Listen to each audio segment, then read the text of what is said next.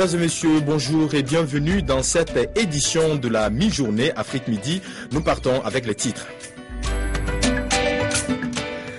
La lutte contre le terrorisme dans la région sahélo-saharienne était au cœur du sommet extraordinaire de la CENSAD. La rencontre qui a réuni plusieurs chefs d'État et de gouvernement s'est tenue ce week-end au Tchad. La réunion des commissions nationales sur les armes légères des pays membres de la CEDEAO s'est tenue samedi à Abidjan. Dans la ligne de mire, une réponse rapide à la question de la circulation illicite des armes. Et voilà pour les titres. La lutte contre le terrorisme dans la région sahélo-saharienne était au cœur du sommet extraordinaire des chefs d'État et de gouvernement de la CENSAD ce week-end. La rencontre s'est tenue à N'Djamena, la capitale du Tchad. 14 pays présents sur les 28 membres de l'organisation, 11 présidents, un vice-président et 2 premiers ministres venus tous à N'Djamena pour la relance des activités de la communauté des États sahélo-sahariens, la CENSAD. Les chefs d'État et de gouvernement ont signé le traité révisé de l'organisation à l'issue du huis clos qui s'est poursuivi à la résidence du président Idriss Déby. Ce traité révisé consacre la réorientation des objectifs de l'organisation afin de faire face aux périls auxquels les États de la CENSAD sont confrontés. Il s'agit de la désertification, du terrorisme, de la circulation à grande échelle des armes de tout calibre, de la présence de narcotrafiquants suréquipés avec pour conséquence des conflits récurrents comme celui que connaît le Mali. Le traité révisé va permettre à la CENSAD d'être plus opérationnelle grâce à une meilleure organisation de ses structures spécialisées, à savoir le Conseil économique, social et culturel et la Banque sahélo-saharienne pour l'investissement et le commerce.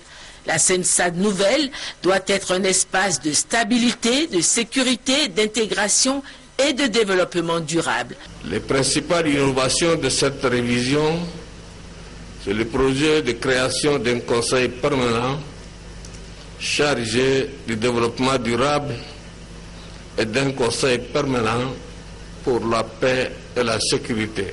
La communauté des États sahélo-sahariens, composée de 28 pays, avec une population estimée à 350 millions d'habitants et une superficie égale à la moitié de celle du continent, s'est fixé comme objectif l'instauration d'une union économique selon une stratégie intégrant les plans nationaux de développement. C'est donc un anniversaire doux, amer que marque la Libye. Certes, le régime de Kadhafi n'est plus, mais le nouveau pouvoir n'arrive pas à assurer la sécurité de ses concitoyens et à relancer l'économie. Les autorités promettent d'accélérer les réformes. À pied ou en voiture, brandissant des drapeaux, chantant, des milliers de Libyens fêtent les 2 ans de leur victoire. Victoire contre la dictature et le pouvoir absolu d'un seul homme, Mouammar Kadhafi. C'est un sentiment incroyable, nous sommes vraiment heureux. C'est la première fois que j'ai le sentiment que le drapeau et le pays m'appartiennent. Nous fêtons notre indépendance sans que ce soit arrangé, c'est spontané. Tripoli, Benghazi, toutes les principales villes qui se sont autrefois rebellées célèbrent aujourd'hui 2 ans de fin de cauchemar. Mais l'ambiance de fête n'empêche toutefois pas les manifestants de critiquer le pouvoir en place, de demander beaucoup plus. C'est un constat, la Libye est encore loin de la pacification, les défis sont énormes, ce que les autorités veulent bien reconnaître. Nous voulons rassurer les pays qui nous soutiennent. Nous ne ferons pas de la Libye un incubateur du terrorisme. Nous voulons confirmer nos engagements et nos obligations envers la communauté internationale. La nouvelle constitution traîne. Le partage équitable des richesses n'avance pas. L'instabilité est de mise. Le pays a certes évité un raz-de-marée islamiste. L'économie n'est pas moribonde grâce aux recettes pétrolières. Mais la frustration avance car la réconciliation nationale n'est pas acquise. Il y a toujours ceux qui soutiennent l'ancien régime et des milices privées révolutionnaires qui font la loi. La sécurité est l'un des défis majeurs du pays. Soit nous achevons la Constitution et nous construisons une démocratie, un État stable avec une participation libre de tous les Libyens, soit nous allons vers un scénario catastrophe et vers la guerre civile. Peu habitué à la gestion d'un pays, le nouveau pouvoir peine à mener ses réformes. Une Libye libre, demande justifiée. Mais pour quand ? Voilà, en bref, cette information en provenance du Nigeria. 6 employés étrangers d'une société de construction ont été enlevés à Djama dans le nord du pays.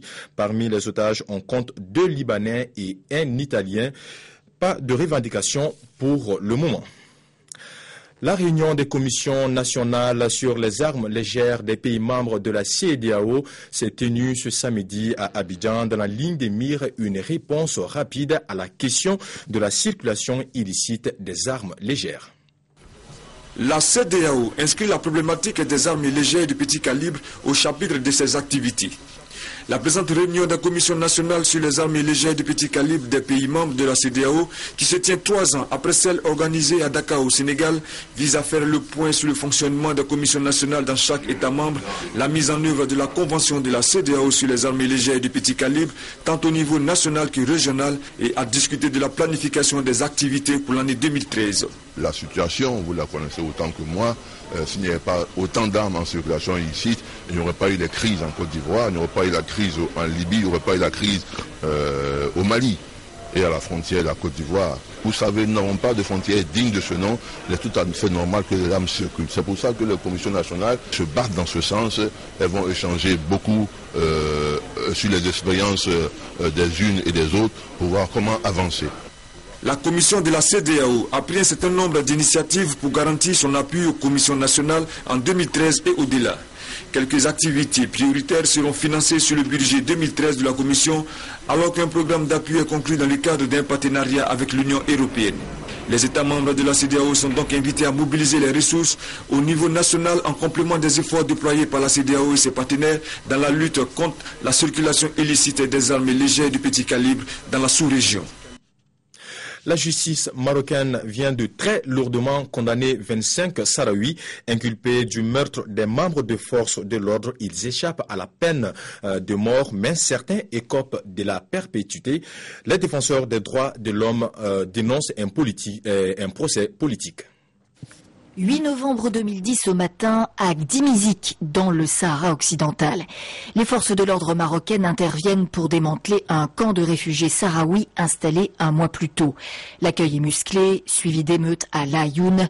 Bilan 11 morts officiellement, dont des policiers et 70 blessés. Ce dimanche, devant la cour militaire de Rabat, les familles des victimes attendent le verdict. Les 25 accusés sahraouis risquent la peine de mort pour constitution de bande criminelle, violence ayant entraîné la mort avec préméditation et mutilation de cadavres. 9 sont condamnés à perpétuité, dont 1 par contumace, les autres à des peines allant de 2 à 30 ans de prison. Les familles présentes se disent satisfaites. Les accusés sont punis parce qu'ils ont tué nos fils. Je remercie le gouvernement marocain et je souhaite une longue vie au roi Mohamed VI. La défense avait contesté le tribunal militaire et plaidé l'acquittement, jugeant le procès sans fondement juridique. Cet avocat se montre satisfait du verdict. La Cour, dit-il, prend en compte des circonstances atténuantes. Un procès particulièrement sensible, comme l'ont montré les manifestations rivales ces 2 dernières semaines.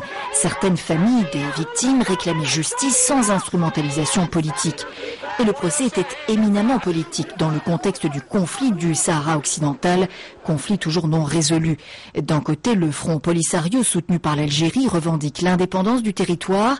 De l'autre, le Maroc occupe les 3/4 de ce territoire et toujours pas d'entente entre eux sur les modalités du référendum d'autodétermination issu du cessez-le-feu signé en 1991. Au Mali, les jeunes de Tombouctou viennent d'initier une journée de salubrité afin d'assainir les cours, les bureaux et les alentours du camp Cheikh Sidi Bekay, un camp saccagé par les islamistes avant leur fuite.